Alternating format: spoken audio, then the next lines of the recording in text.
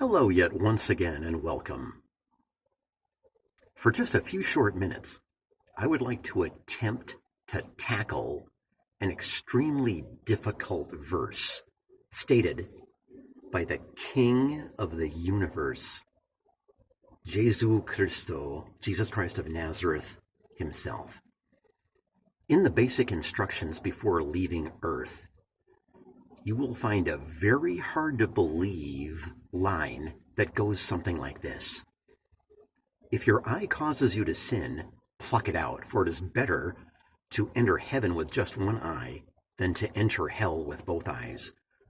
And secondly, if your hand causes you to sin in some way, cut it off, for it is better to enter into life maimed than to enter into hell with all of your limbs intact.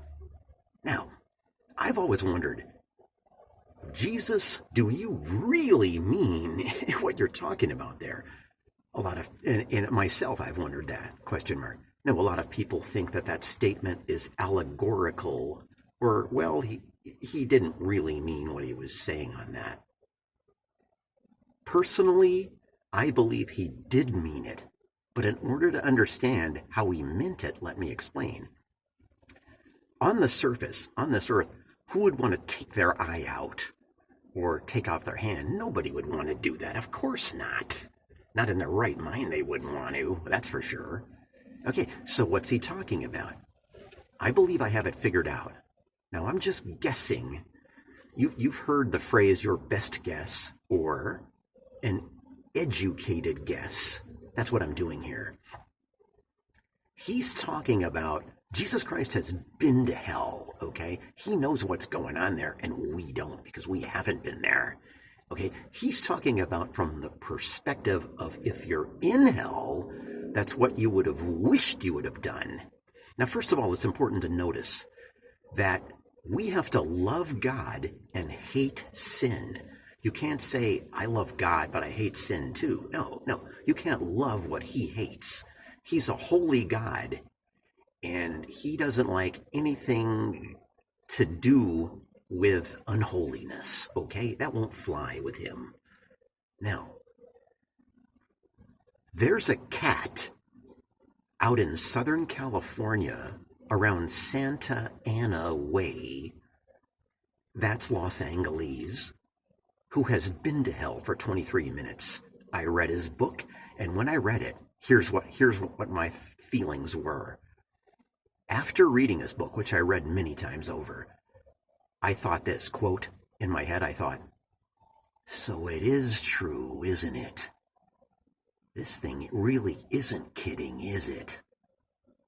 And it changed my life too, even though it changed his life, but it changed mine also, in the sense of thinking, wait a minute, this thing isn't kidding, it's really serious. So it's all I ever thought about too. He said he was inside the earth, and get this, he said that there were demons are fallen angels, but they don't look like angels. He said there were 12 to 13 foot tall beings which look like reptiles. So picture a crocodile or alligator standing up, but the thing is 13 feet tall. That's twice as tall as you are. Would you be scared? Of course you would. You'd be shaking in your shoes, okay? But no. They're going to tear you. There's going to be 4 of them, and they're going to be all tearing you limb from limb, okay? It's more than just standing in front of you so you can go, and be really scared or something, okay? It's worse than that. This is what Jesus must have been talking about. He's saying you would have wished you had. That's how serious sin is to God.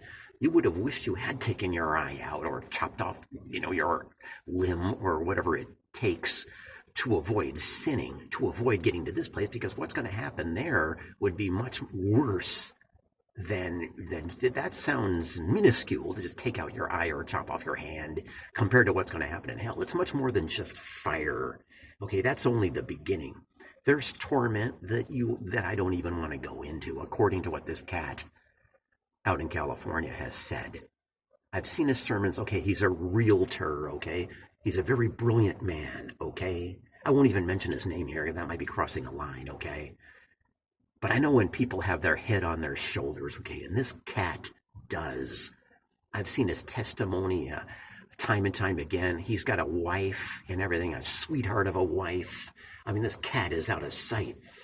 And miraculous things have happened to him, like he's been stuck in traffic where somebody just in front of him was thinking about him and wanted a CD of his so he could explain a story about how he went to hell to an unbelieving friend.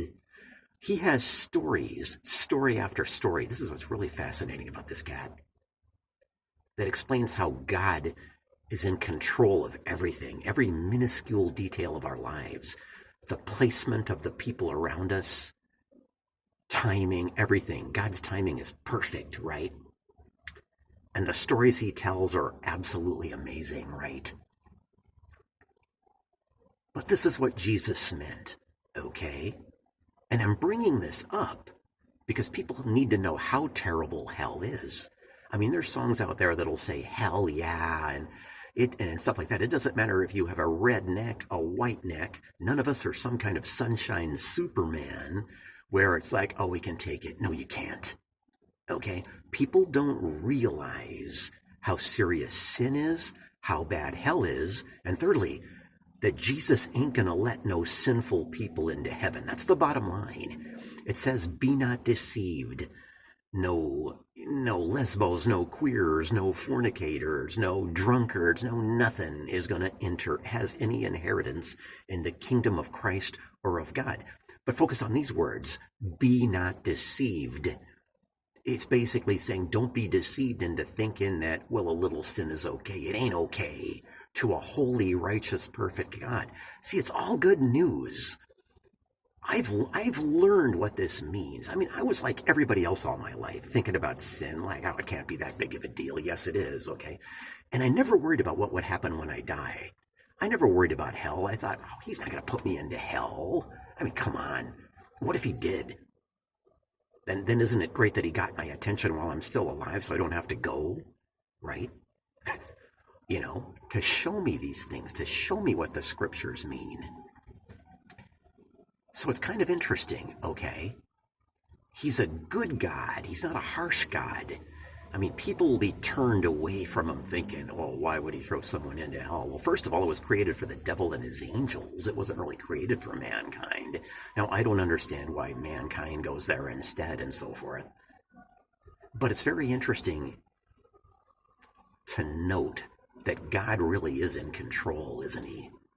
You know, he's so in control,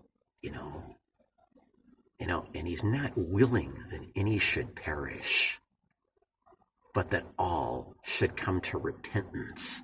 That's what he's waiting for. Do you realize how long he's put up with me? Longer than any human being ever would, let me tell you. Yeah, that's a wonderful God whose love and long-sufferingness is beyond what you could even begin to comprehend. Does he have a purpose for me? I never knew what my purpose was. And now I know.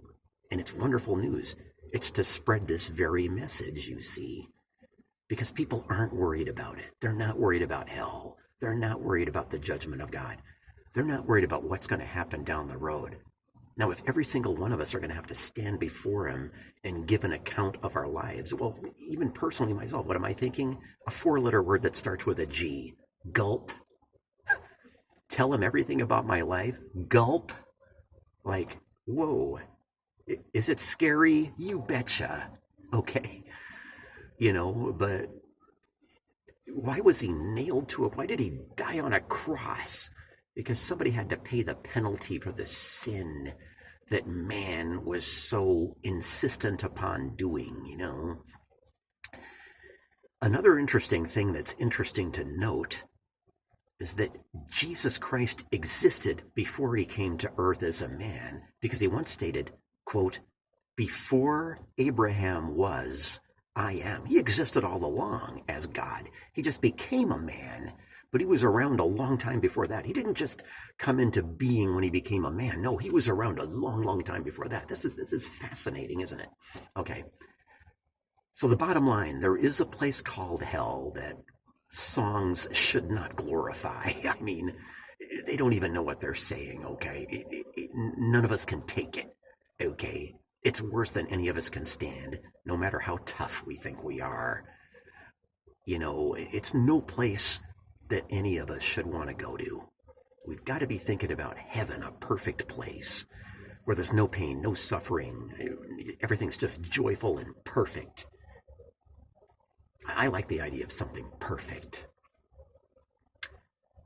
A place to be for eternity that's perfect. How much better does it get than that? That's going to be so wonderful, and I'm looking forward to it. But other people need to see the message that God isn't kidding. There is a place called hell, and he isn't kidding. It's terrible.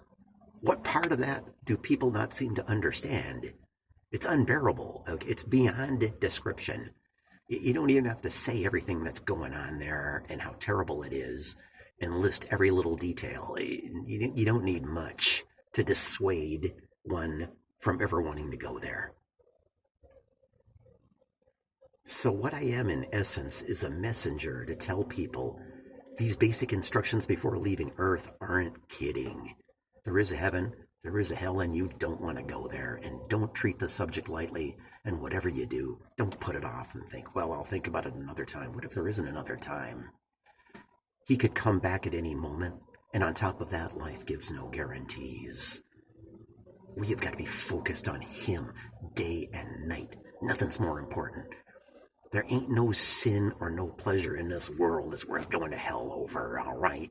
So you're not going to have any fun. So what?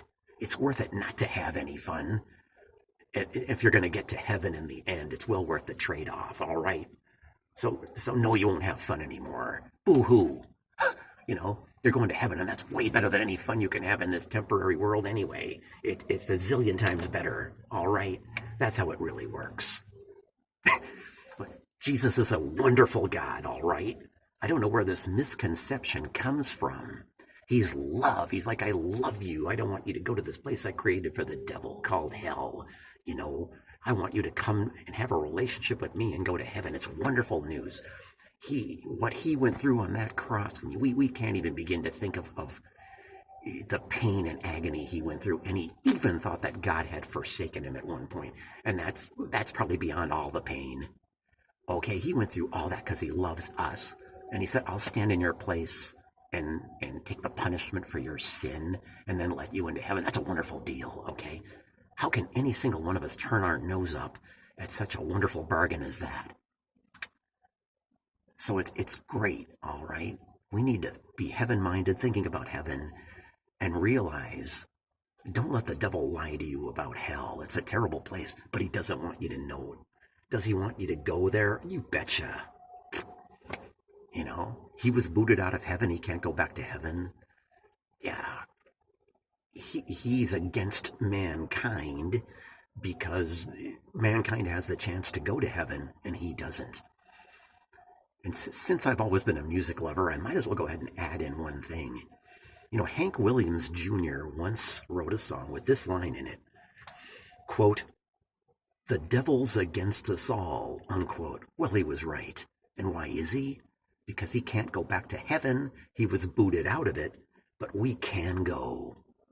And that's why he's against us all. You see what I'm saying? But it's all good news. Jesus Christ is a wonderful God. He's the only way to heaven. There ain't no other way to get there through anybody else. I say, accept him in your heart today. Just say, does this guy know what he's talking about? Jesus, are you really real? If you are, show yourself to me. Because some of you are going to say, well, I don't know if I fully believe this. Or you might say, oh, there's a Jesus. I've never seen him before. Yeah, right. Well, have you ever seen wind? Nope. But there is a such thing.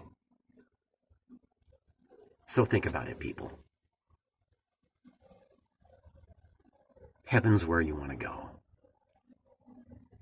This is your host, Danny. Have a pleasant day or evening or whatever it is when you're watching this. See you the next time, and may God bless.